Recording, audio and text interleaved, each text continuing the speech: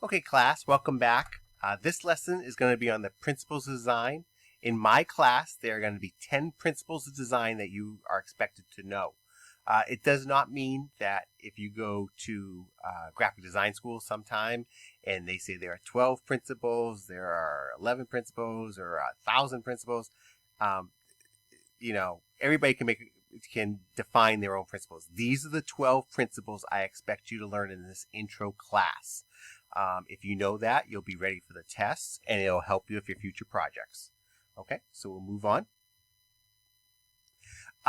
Variety is the first one I'm going to talk about. None of these are in order. On my handout, you'll see I have 1 through 10. It does not mean that 1 is more important than 2, vice versa. It is a personal preference. I am going to tell you which one I think is the most important. Doesn't mean it's your most important. So I'm going to start with variety. This is the first one. And variety really spreads interest throughout your design. If you look at this, this is really about 30 plus circles that are on this page, but they all have designs inside. When you look at the design, the variety makes you take more interest in it, and it takes you more to really get into it and understand the design. This keeps your design lively. And keeps viewers' attention. So you want to make sure you always have variety in your design. Now, in the next handout, there are other words that kind of go with variety, and that's like a juxtaposition, meaning like opposites can actually be part of it. On the very left part of that slide, you'll see you'll see a bunch of lines. There's jagged and straight. In design principles, jagged lines look more jagged when they're up against straight lines, and straight lines look more straight when they are against curvy lines. So when you look at these lines on this side, ask yourself, those 2 lines in the center, are they like directly parallel, or do they bend? If you really look at it, your eyeball should tell you it bends. This is not true. The reason it's doing that is an optical illusion because those lines are going in. The way you want to solve that, if you put your hands in front of your face and block out the ends of those lines, the ones that are outside the parallel lines, not the inside, obviously you can't block those out, but bring your 2 hands together and block those lines, you will see the lines actually get straighter. Again, optical illusion, it's part of it, it's part of variety. There's also dark and light too. The most common mistake in all design, it always goes with this, but I'll just ask you a question. You have that color blue in the dead center, and you have one that has yellow behind it, and you have one that has like white behind it. Which is bluer? Well, there should be one that's like bluer. The bluer one should be on the yellow, but it's actually the exact same shade of blue. Again, the yellow just brings it out a little different because it has a different background color. So color, even though it's the exact same, changes when it's behind it. This is the one right here. If you look on the other side, which yellow is more yellow? Again, the yellower should be the one that's on black. This is the one that can really help you with text.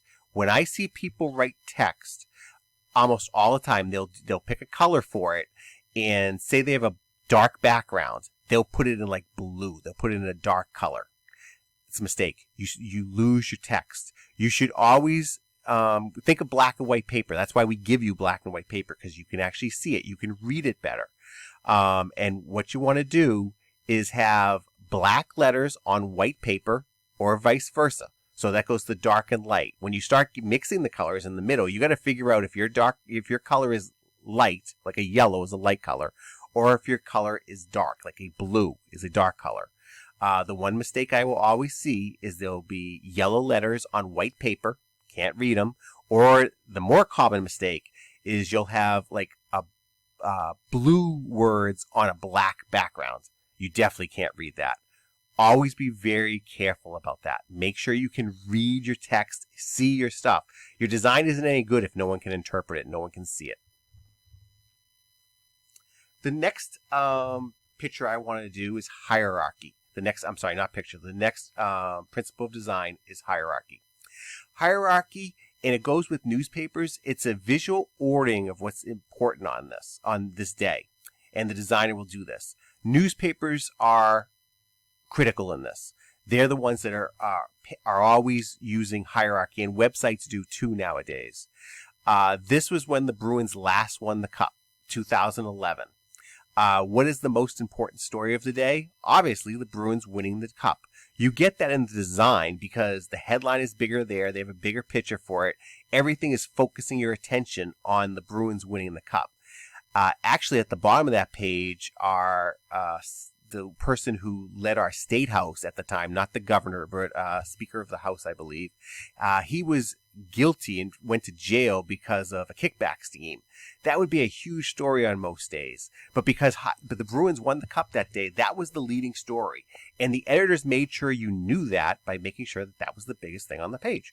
So I always think of hierarchy as the most important thing, but that's because I used to work in newspapers. That is a personal opinion. As I said earlier, this whole lesson, none of these are more important than anything else. It is just a personal opinion. The next one is proportion. This proportion manages size ratio on a page. There is good proportion and bad proportion. The good proportion on the lower left is that you have some proportion that actually will give you attention to it. Bad proportion is more on the right, where stuff is directly in the middle. And a good example of this is if you write a title page on an essay or anything, you shouldn't, in the dead center of a page, write what the title is. It should be about 2/3 towards the top of the page. Again, that's good proportion. And the reasons are down there. If you do it dead in the center, it's too monotone. It's just dead center. If you go way too far up, if you had the title like the very, very tip top line in like on the first page of a book, that would look funny too. That's just bad proportion. It's too bad. So again, over time, designers have said, where's the best place to put this? Where does the eye go for the attention? That's part of the proportion principle, and you have to just think of all those things. And again, if you're not understanding exactly how I explain it, refer back to the handout. The handout's going to explain it too. There's other proportions here. On the very left side, you have books. Proportion is also sometimes interpreted as what shape is the final product. So if you have a book, you expect it to be a rectangle. That's what you just expect. CD cases, the actual design is square. If you take the plastic, it's a little longer than a square. It is a rectangle. But the design of it is square. So if you're designing inside what it should look like, that would be a square. And then a billboard is horizontal. Again, our terms in when you get in the classroom, you're going to be dealing with portrait and landscape a lot of times, which is also saying vertical or horizontal.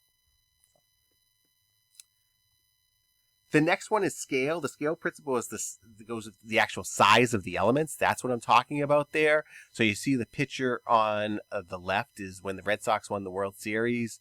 Yay, this was actually in 2004. If you ask your mother and dad, they probably lived through that, where it had been 86 years that they hadn't won it, and they finally won it. So that was a big deal.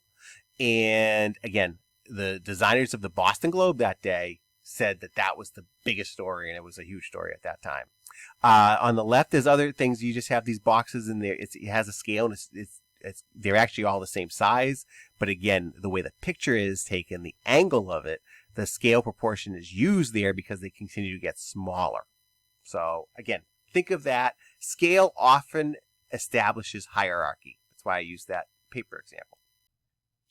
Proximity is another design principle that we want to talk about, and it's really relating all of them, all of the design. It should always be close to each other. Look at this old page of TV Guide. It talks about True Blood, CeeLo Green. If you notice, they have cut lines. For the True Blood one, it is actually in the middle of the area. CeeLo Green is right below his picture. You could design it, and I have seen bad design there, where they put the True Blood cut line way down at the lower corner down here. That's not the best design. That's for like first year students when they're learning and stuff. But when you want to do really good design, make sure you use your proximity. If two things relate to each other, put them close to each other on the page. Next one is balance. Balance, and you get into a lot of art principles here. There's the rule of thirds, and there's other art principles. If you take a Mrs. Robertson's class, you'll learn about that. But you have this little like don't quit on the left side of on the right side of the page. You have these don't quit flyers. They're all the same, different versions of them. You see the big title there, but it's really talking about balance, how you have this nice little flower pattern on the edges, and they do some drop caps. Those are the first letters of each of those paragraphs are bigger than all the other letters in there. That's what you call drop caps. And you have all those things, and you'll see how the balance is that the page actually does balance out. If you put a cross across it, it balances out. If you look at your rule of thirds, a lot of the most interesting stuff comes close to those areas. So you're really getting the viewer to look at all the page instead of just one spot on the page. And that adds balance to your designs. The next one is color. We did a whole lesson on color, so I'm not going to go too much into that. But color can obviously evoke strong feelings. And again, like I said last time in the other lesson, colors are associated with certain things and messages. So make sure you always take that into account. Texture. Texture is an interesting one, whereas there is visual texture and then actual texture when you talk about pages. In the lower left-hand side of the page, you have two eyes. You have a red eye and you have a black capital letter I. Those two are really the exact same, but if you look at it and you rub your finger across the screen that you're watching right now, the way it looks, you would think the red eye actually stands on the page and you would be able to feel that have like a little texture to it. Of course it doesn't. It's a visual texture that you actually do shadowing in there, and you makes it look like it's coming off the screen, but it's actually not coming off the screen. It's as flat as the other letter I. It's as flat as your screen. So, but that is visual texture. Then there's actual texture. If you go to the lower right-hand part of the page, you see these magazines. You have regular paper, you have an index paper, and you have magazines. So if you look at regular paper, you can imagine what that would feel like. The card next to it is an index card. Can you imagine what that feel like? I hope you can. If you can feel those two things, would they feel different in your fingers? Yes, the texture would be different. The index card is a cardstock paper. It's thicker, so you can actually feel that. And then regular paper is different. In the very lower part, there's magazines. What do you expect magazine? It's made of paper. It should just kind of all feel the same as the other papers. Well, no, it doesn't. It's glossy paper. So again, there's a different texture to that. So again, all those things, you should be reading the slides while I'm talking, reading that, thinking about all these things, know how texture is different in these different ways. And the last one is typography. Again, I'm not going to go over that a lot because you had your font lesson a couple weeks ago and you went over that. So this is the talk. Hopefully you learned about it. This supplements your handout and videos I might put up. And now you're on, and hopefully this will all help you do the work at home. Enjoy.